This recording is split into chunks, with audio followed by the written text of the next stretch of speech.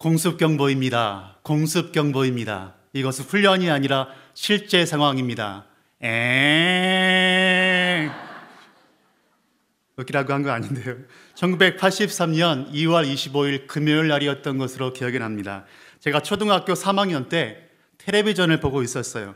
텔레비전뿐만 아니라 사방에서 사이렌 소리가 들려왔습니다. 요란하게 울려 퍼졌죠. 북한 전투기가 우리나라 영공을 침범해 왔다고 야단 법석을 떤 겁니다. 20분 정도 전쟁이 일어날 것만 같은 소동이 있었습니다. 제가 보고 있던 텔레비전 화면에 이러한 화면 문구가 떠 있었어요. 경기도 일원의 적기 공습 중. 아마도 파주였던 것 같습니다. 파주 땅에 적기가 출현했었겠죠. 저는 그때 인천에 살고 있었는데 얼마나 무서웠는지 모릅니다. 엄마, 전쟁 났나 봐. 어떡하지? 엄마 어떻게? 잔뜩 긴장하고 있었죠. 알고 보니 북한 미국의 조종사 대위 이웅평 대위가 전투기를 타고 귀순한 거였습니다. 전쟁이 아니라 만명 요청으로 끝나버린 사건이었죠. 여러분, 혹시 오늘 예배를 드린 후에 얼마 지나지 않아서 저녁에 텔레비전을 보고 있는데 공습경보입니다. 이것은 실제 상황입니다. 사이렌 소리가 울려 퍼지고 진짜 전쟁 상황이면 어떻게 하겠습니까? 정말 북한 전투기 수십 대가 날아온다면 어떻게 하겠습니까? 제가 오래전에 보았던 영화 중에 환상특급이라는 영화가 있었어요. 핵미사일이 날아오고요. 핵미사일이 머리 위에 떠서 멈춘 채로 시간이 정지가 되어져 버린 겁니다. 영화가 아니라 이런 일이 사실대로 정말 있어진다면 어떻게 할까요, 우리가? 서울 상공이 아니라 파주 상공에, 일산 상공에 핵미사일이 떠 있다면 어떻게 하겠습니까? 아마도 도망가기에는 너무 늦었다라고 생각을 하게 되시겠죠. 이제 죽었다고 생각을 할 겁니다. 제가 너무 비약을 많이 했는지는 모르겠으나 이렇게 세상이 끝난 것처럼 절망적인 상황에 놓인 분들도 있을 것만 같습니다. 세상에 두쪽난 것처럼 땅만 쳐다보고 울분을 터뜨리고 있는 분들이 있을 거란 말이죠. 우리 옆에 놓여진 상황이 너무나 암담해서 돌이키기에는 너무나 늦었다라고 생각하는 분들이 있을 거란 말입니다. 오늘 설교 제목은 늦었다고 생각할 때에입니다. 벌써 12월의 마지막 수요일이네요. 이제 2023년이 한 달밖에 남지 않았습니다. 우리는 결실이 달인 11월 달에 열매를 많이 맺고 모두 응답받기를 원했을 겁니다. 지금까지 돌아보니 하나님이 주신 복이 너무나 많아서 너무 감사하다, 셀 수 없을 정도로 감사하다라고 이야기하는 분들도 계실 겁니다. 반면에 감사 뜻밤도 모두 다 끝난 지금 뒤를 돌아보니 아직도 기도 응답이 다 되지 않아서 마음이 다급한 분들도 있을 겁니다. 이제 1년이 겨우 한 달밖에 안 남은 이 시점에 이제는 너무 늦었다고 절망하는 분들이 계실 겁니다. 아차, 늦었다, 어떡하지, 망했어 라고 말씀하는 분들이 있을 거라고요. 하나님이 나를 버리셨나? 왜 하나님이 응답 주지 않으시지? 모르겠다 고백하는 분들이 있을 거라고요. 사람들은 이야기합니다. 늦었다고 생각할 때가 가장 빠른 때라고요. 늦었다고 생각하는 것은 도전했다가 실패할까 봐 두려워하는 핑계일 뿐이라고요. 그런데 다시 시작해보려고 하니 불가항정적으로 정말 안 될 것 같은 일도 있더라고요. 내 힘으로는 안 되는 일 말입니다. 나의 인맥을 모두 다 총동원하고 돈을 다 써도 안 되는 일이 있다고 하는 거죠. 그때 우리는 낙담합니다. 손을 쫙 늘어뜨리고 좌절하게 될 겁니다. 세상에 돈으로 안 되는 게 뭐가 있나? 이야기하더라도 돈으로 안 되는 일도 있더란 말이죠. 인간적으로 할 수 있는 모든 일을 다 해봐도 안 되는 일이 있더란 말입니다. 요엘서를 보시면 여호와의 날에 대해서 말씀하고 있습니다. 하나님의 심판의 날이죠. 두렵고 떨리는 재앙이 유대 땅에 떨어지게 될 텐데 어서 빨리 대비하고 준비하라고 경고의 나팔을 불어대고 있습니다. 오늘 요엘서가 쓰여진 유대 땅, 그 당시에는 공습 경보를 울리는 사이렌이 없었습니다. 그때는 위기 상황을 알려주는 신호로 나팔을 길게 불었죠. 이스라엘 백성들이 애굽에서 출애굽을 하게 될 때에 그 애굽 땅에 하나님이 10가지 재앙을 내리셨습니다. 애굽 사람들에게 재앙을 내리실 때는 경고의 나팔을 부신 적이 없었습니다. 하나님은 모세를 통하여서 능력의 손을 들어 하나님의 권능을 보여주실 뿐이었죠. 그러나 하나님을 사랑하는 이스라엘 백성들을 하나님께서 붙들어 주실 때는 나팔을 부셨습니다. 어서 빨리 나팔 소리를 듣고 어려움에서 빠져 나오라고 하는 거죠. 나팔 소리를 듣고 경각심을 가지라고 하는 겁니다. 이스라엘 백성들에게 나팔 소리는, 나팔을 부는 일은 굉장히 익숙한 행동이었어요. 이스라엘은 성회로 모일 때에 나팔을 불어서 나오라고 했죠. 예배를 드릴 때 나팔 소리를 듣고 이스라엘 백성들은 나왔습니다. 나팔 소리는 이스라엘 역사에 있어서 수차례 들려왔습니다. 나팔 소리는 여호수아가 여리고성을 무너뜨릴 때 들려왔습니다. 나팔을 길게 불어서 나팔 소리가 울릴 때 여리고성이 무너진 겁니다. 기드온과 300명의 용사가 미디안 군대 13만 5천 명을 물리칠 때도 나팔을 불었습니다. 나팔은 승리의 상징이었죠. 이제 요엘서를 보시면 경고의 나팔 소리가 들려옵니다. 이제 임박한 심판 앞에서 경고의 나팔 소리가 들려오면 모든 일을 다 중단하고 이제 주님 앞에 나오는 겁니다. 우리는 경각을 다투는 위급한 일이 생겼을 때 정신없이 문제를 해결하라고 이리저리 뛰어다니게 될 겁니다. 우리가 정신없이 다니기 전에 주님 앞에 먼저 나오는 것이 중요합니다. 주님이 나팔 소리를 우리에게 부시는 신호는 우리를 살리기 위해서입니다. 십자가의 원수인 사탄에게는 나팔 소리가 심판의 소리로 들리겠지만 하나님을 믿는 우리에게는 나팔 소리가 구원의 소리로 들리게 되어지는 겁니다. 혹시 우리에게 나팔 소리가 들린다면 주님께 나오라는 신호인 줄 알고 엎드리면 되는 겁니다. 멸망을 앞두고 있는 나라들은 나팔 소리를 들으면 두려움이 먼저 엄습했습니다.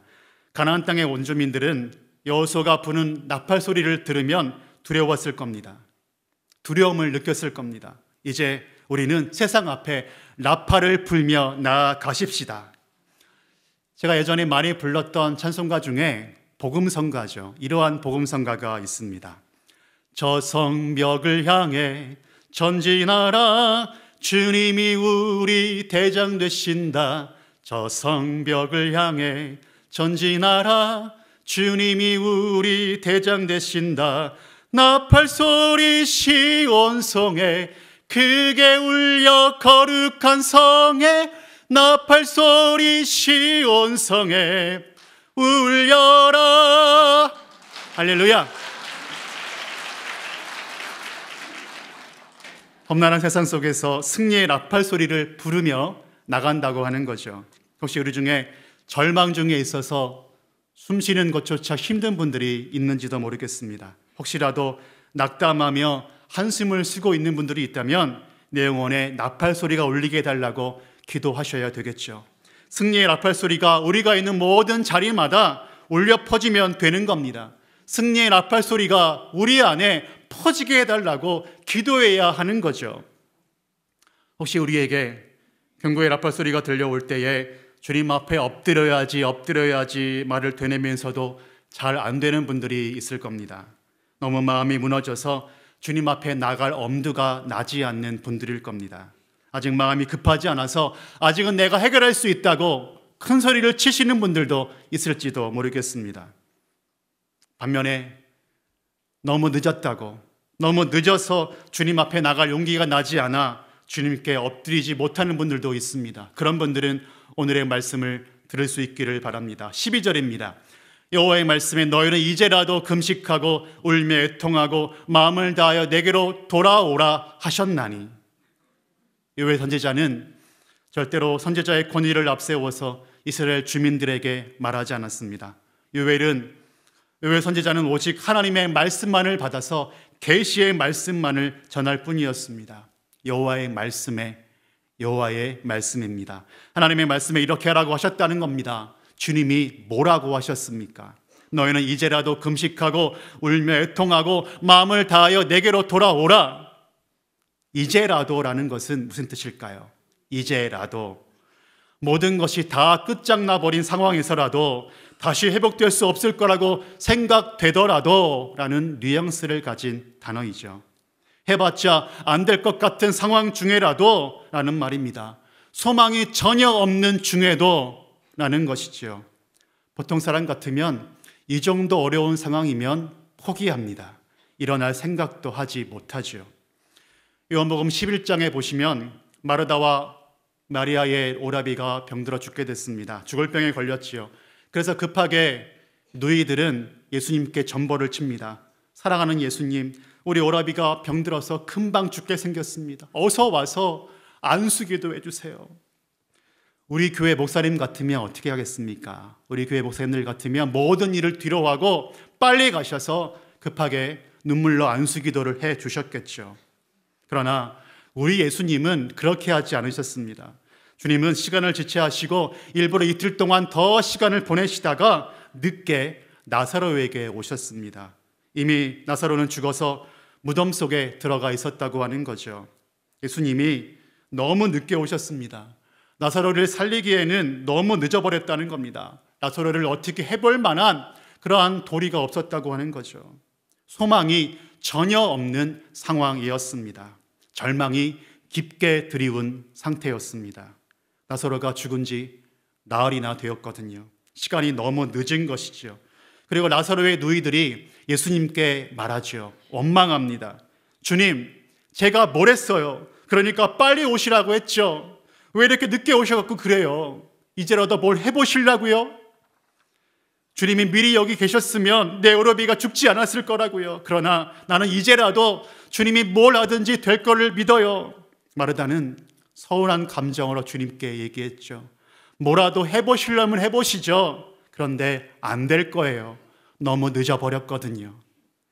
너무 늦었다고 생각할 때 우리 예수님이 어떻게 하셨습니까? 절망 중에 울고 있는 사람들을 보고 주님이 어떻게 했나요? 하나님의 영광을 보여주셨습니다. 내 말이 네가 믿으면 하나님의 영광을 보리라 하지 않았느냐 말씀하셨습니다. 하나님은 절망 가운데 있는 사람에게 신뢰와 순종을 요구하셨습니다. 예수님은 믿음을 보시고 역사하시기 때문에 우리의 믿음을 보기 원하셨습니다.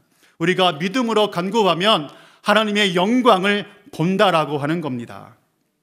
혹시 우리 중에 이제라도 기도하면 될까 생각하며 의기소침하게 앉아있는 분들이 계실지도 모르겠습니다. 아니면 해봤자 안 될 거라고 생각하며 기도할 마음조차 없는 분들도 계시겠죠. 너희는 이제라도 기도하라고 하는 것은 한숨을 쉬며 넋두리만 하고 있는 목사의 심정이 아닌 겁니다. 하나님의 말씀입니다. 주님은 이제라도 금식하며 울며 애통하라고 하십니다. 주님은 이제라도 금식하라고 하십니다. 중요한 것은 금식입니다. 여러분, 금식이 얼마나 대단한 건지 여러분 아십니까? 금식 기도입니다. 한국교회가 급성장할 때에 전국에 있는 기도원마다 금식 기도하는 분들이 굉장히 많았었습니다. 제가 신학교에 다닐 때만 해도 서울의 삼각산에 올라가서 금식 기도하는 분들이 굉장히 많았습니다. 그리고 청평에 있는 금식 기도원에 가서, 가까이 있는 오살리 금식 기도원에 가서 금식 기도하는 분들이 굉장히 많으셨죠. 금식 기도하는 분들은 이 나라를 위해 기도했습니다. 하나님, 나라를 불쌍히 여겨주시고 교회를 붙잡아 주옵소서라고 기도한 다음에 맨 마지막에 내 기도, 나 자신의 기도를 드렸습니다. 우리나라에는 금식하며 기도하는 영성 때문에 우리나라가 이렇게 발전할 수 있게 된 겁니다. 그렇다고 여러분들에게 오늘부터 밥 먹지 말고 금식하라고 하는 건 아닙니다. 식사 잘 하시고 힘내셔야 더 힘차게 기도할 수가 있거든요. 그런데 정말 총각을 다툴 때는 금식 기도가 필요합니다. 이사야 58장에 보시면 이렇게 말씀하거든요. 내가 기뻐하는 금식은 흉악의 결박을 풀어주며 멍에의 줄을 끌어주며 압제당하는 자를 자유하게 하며 멍에를 꺾는 것이 아니겠느냐. 그렇습니다. 금식 기도에는 능력이 있습니다. 단순히 밥을 굶는 금식에 능력이 있는 것이 아니라 밥을 굶고 주님만 바라볼 정도로 사생결단하는 믿음이 생길 때에 하는 것이 바로 금식 기도입니다. 제가 아는 목사님 중에서 금식 기도를 한 달에 한 번씩 하는 분이 있었습니다. 그 목사님의 장인어른이 목사님이신데 부목사 시절부터 금식 기도를 자주 해야 영성이 생긴다고 이야기를 해서 그 목사님 울며 겨자 먹기로 금식 기도를 한 달에 일주일씩 하게 된 것이죠. 그런데 지금은 그 금식 기도의 능력을 바라고 계십니다. 필리핀 선교사로 가셔서 영적 대결하며 승리하고 계시거든요. 우리 주님은 울며 애통하고 마음을 다하여 돌아오라고 하십니다. 지금은 장례식장에 가면 그렇지 않지만 얼마 전까지만 해도 장례식장에 가면 울어주는 호곡군이 있었습니다. 체면 치레를 중시했던 옛날에 우리 양반가들은 초상을 치를 때 호곡군을 많이 썼지요. 슬프지도 않은데 겉으로 크게 울어주면 되는 줄 알았다는 거죠. 마음에도 없는 애통이고 마음에도 없는 눈물인 겁니다. 하나님은 우리에게 눈물을 달라고 하신 적이 없습니다. 그것도 마음이 없는 눈물은 하나님이 받지도 않으십니다. 그럼 하나님이 무엇을 원하시는 걸까요? 하나님은 우리가 무엇을 드려야 받고 일하시는 걸까요? 13절에 나와 있습니다. 13절 우리 함께 읽겠습니다. 너희는 옷을 찢지 말고 마음을 찢고 너희 하나님 여호와께로 돌아올지어다. 아멘. 이스라엘 사람들도 옛날 우리 양반과 못지않게 거칠애를 중요시했습니다. 이스라엘 사람들은 극심한 슬픔에 빠졌을 때, 억울한 일을 당했을 때, 회개할 때도 옷을 찢었습니다. 야곱이 사랑하는 아들 요셉이 죽은 줄 알고 옷을 찢었고요. 여호수아가 아이성 공격에 실패한 뒤에 옷을 찢었습니다. 억울하고 애통한다는 것을 겉으로 표시할 때 옷을 찢는다고 하는 거죠. 그런데 시간이 지나면서 이스라엘 사람들은 겉으로 옷만 찢는 의식에 젖어 들어가 버렸습니다. 이스라엘 사람들은 하나님 앞에 회개할 때에도 겉으로 회개하는 척 옷을 찢었습니다. 그래서 하나님은 말씀하는 거죠. 나는 니네가 형식적으로 올리는 그 기도 신물이 난다. 하나님은 마음이 없는 애통에 그 기도에 진절머리가 난다라고 말씀하고 있는 겁니다. 마음에도 없는 기도하지 마라. 마음에도 없는 눈물 흘리지 마라. 요엘 선지자가 말씀을 선포하며 살았던 그 시대는 우상 숭배가 밥 먹듯이 생겨나던 시대였습니다. 그 당시에는 우상 숭배를 음란하게 하던 시대였기 때문에 주님은 계속해서 마음을 찢고 돌아오라라고 말씀하신 거죠. 나는 우상 숭배도 하지 않았는데 예배도 잘 드리고 있는데 무슨 우상 숭배야 라고 이야기하는 분들이 계실 것입니다. 그러나 하나님을 온전히 믿고 신뢰하지 않는 모든 것이 우상 숭배입니다. 하나님보다 더 섬기는 것이 우상 숭배입니다.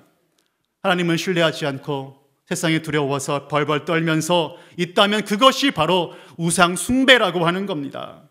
하나님이 이제 말씀하십니다. 이제라도 늦지 않았다. 네가 하나님의 능력을 경험하지 못하는 이유는 내게로 전심으로 돌아오지 않아서다. 이제는 옷만 찢지 말고 마음을 찢고 돌아와라. 이제라도 마음을 찢고 돌아오면 내가 역사하겠다라고 말씀하고 있는 것입니다. 우리는 모두 다이어트에 관심이 많죠. 살 빼고 싶습니다. 오랜만에 살이 쪘다고 생각되고 건강에 적신호가 와서 마지못해 체력 단련실에 갑니다. 헬스장이라고도 하지요. 저도 가끔 체력장에 갑니다만 개인적으로 혼자 운동을 하니까 근육이 이렇게 불뚱불뚱 생기지는 않더라고요. 개인적으로 혼자 운동하니까 그런 것 같습니다. 저는 살을 빼고 건강해지는 게 목표이기 때문에 죽기 살기로 운동을 하지 않아요. 발베를 들다가 힘들면 놓아버립니다. 살만 빼는 것이 아니라 배에, 팔에 근육을 만들 분들은 개인적으로 PT를 받는 것이 좋습니다. 퍼스널 트레이너를 만나서 하는 거죠. 코치를 받아야 몸에 근육이 생기고 멋진 몸매를 만들게 되는 겁니다. 몸에 근육을 만들려면 통과해야 하는 그러한 과정이 있다고 하지요. 바로 근육이 만들어지는 지점까지 나아가야 한다는 겁니다. PT 강사들은요, 내가 할 수 있는 근육량보다 그러한 수준보다 더 높은 것을 요구해요. 역기를 10개밖에 못 들겠는데 10개도 간신히 드는데 12개를 들라고 하는 거죠. 죽겠는데 저 못하겠어요. 선생님 하나만 더 하세요. 죽기 살기로 하나를 더 했습니다. 그럼 한 개만 더 하세요. 됐습니다. 그러면 죽기 살기로 한 개를 더 할 때 근육이 생긴다고 하는 거죠. PT 강사가 얘기하지 않았는데 혼자 죽기 살기로 하다가 역기를 놓쳐버리고 사고를 날 수도 있는 겁니다. 정말 근육을 만들고 싶다면 죽기 살기로 한 번 더 할 때 근육이 생기는 겁니다. PT 강사를 온전히 신뢰하고 순종하고 포기하지 않으면 근육이 있는 멋진 사람이 된다고 하는 겁니다. 우리는 신앙생활을 할 때도 영적인 근육이 필요합니다. 중요한 기로에 서 있을 때 말입니다. 영적 근육이란 평상시 신앙생활을 기쁘게 하고 행복할 때는 잘 모르나 우리가 환난을 당할 때 영적 근육이 빛을 발합니다. 영적 근육은 환난을 이길 수 있는 힘을 주거든요. 영적 근육이 없는 분들은 고난이 오면 그냥 쓰러져 버립니다. 한두 번 기도하다가 힘들면 포기해 버린다고 하는 거죠. 이스라엘 백성들이 그렇습니다. 하나님의 선민이라고 해서 다를 줄 알았는데 그들도 영적 근육이 없더라고요. 조금만 힘들면 기도하는 척하다가 하나님을 떠나버립니다. 그리고 다른 우상에게 가서 제사를 드린다고 하는 거죠. 우리의 모습에도 영적 근육이 없는 모양새가 굉장히 많이 보입니다. 영성이 너무나 약한 겁니다. 우리 주변에 보면 그리스도인들이 굉장히 많지요. 코로나라고 그리스도인들이 많이 줄었다고 하지만은 주변에 보면 여전히 그리스도인들이 많이 계십니다. 그런데 그리스도인이라고 해서 모두 다 영적인 근육이 있는 것은 아니더라고요. 보통 그리스도인들은 고난이 와서 기도할 때 힘들게 기도하지 않아요. 영적인 근육이 생길 때까지 기도해야 되는 건데 조금만 힘들면 그냥 기도를 놓아버립니다. 하나님을 만나서 역사해서 하나님의 능력을 경험할 때까지 기도해야 되는 건데 워밍업만 하고 기도를 그만두는 분들이 많다고 하는 겁니다. 내 마음이 힘들어서 못 살겠다 힘들 때 더 기도에 집중하고 더 기도할 때 하나님이 역사하실 텐데 대부분 기도를 그만둔다고 하는 겁니다. 힘들다고 포기하고 자기 생각에 옳은 대로 기도하다가 사고를 치기도 하지요. 우리는 너무나 힘들어서 벼랑 끝에 서 있는 것 같을 때가 있습니다. 그때 우리는 우리의 성경 말씀, 오늘의 성경 말씀을 주목할 필요가 있습니다. 마음을 찢고 너희 하나님께로 돌아와라. 더 이상 옷만 찢지 말고 옷만 찢고 기도하지 말라고 하는 겁니다. 옷을 찢고 기도하는 것은 사람에게 보여주는 기도라고 하는 겁니다. 한 번, 두 번, 세 번 옷 찢으면서 기도할 수 있다고 하는 거죠. 그런데 마음을 찢는 기도는 사람에게 보여줄 수 없습니다. 볼 수도 없는 겁니다. 그런데 마음을 보시는 분이 있습니다. 바로 우리 하나님이 되십니다. 사람은 외모를 보거니와 나 여호와는 중심을 보느니라 라고 말씀해 주셨습니다. 사람이 아무리 겉으로 화려해 보이고 아우라가 넘쳐도 마음의 중심에 하나님이 없는 사람은 아무것도 아닌 거죠. 사울왕이 그랬고요. 압살롬이 그랬습니다. 우리가 투시의 은사가 없으면 웬만해서는 사람의 화려함에, 사람의 겉모습에 넘어가게 됩니다. 사기를 치는 사람이 허스름하게 옷을 입고 다니지 않거든요. 명품으로 치장을 하고 다가옵니다. 그리고 밥을 그렇게 많이 사줍니다. 그리고 결정적일 때 사기를 치는 거죠. 하나님 앞에서 혹시 영적인 사기를 치는 분들이 우리가 아니기를 바랍니다. 겉으로는 신앙에 좋은 척하나 중요할 때는 하나님께 무릎을 꿇지 않고 홀연히 사라지는 경우입니다. 우리가 평상시에는 우리가 믿음이 좋다고 자부하죠. 저도 설교를 하고 설교 잘했다고 은혜 받았다고 이야기를 들으면 어깨가 우쭐해지고 믿음이 좋아진 것만 같습니다. 전혀 아닌데 말인데도 말이죠. 그리고 신앙의 위기가 오면 우리는 자빠지고 넘어지는 분들이 굉장히 많은 것을 보게 됩니다.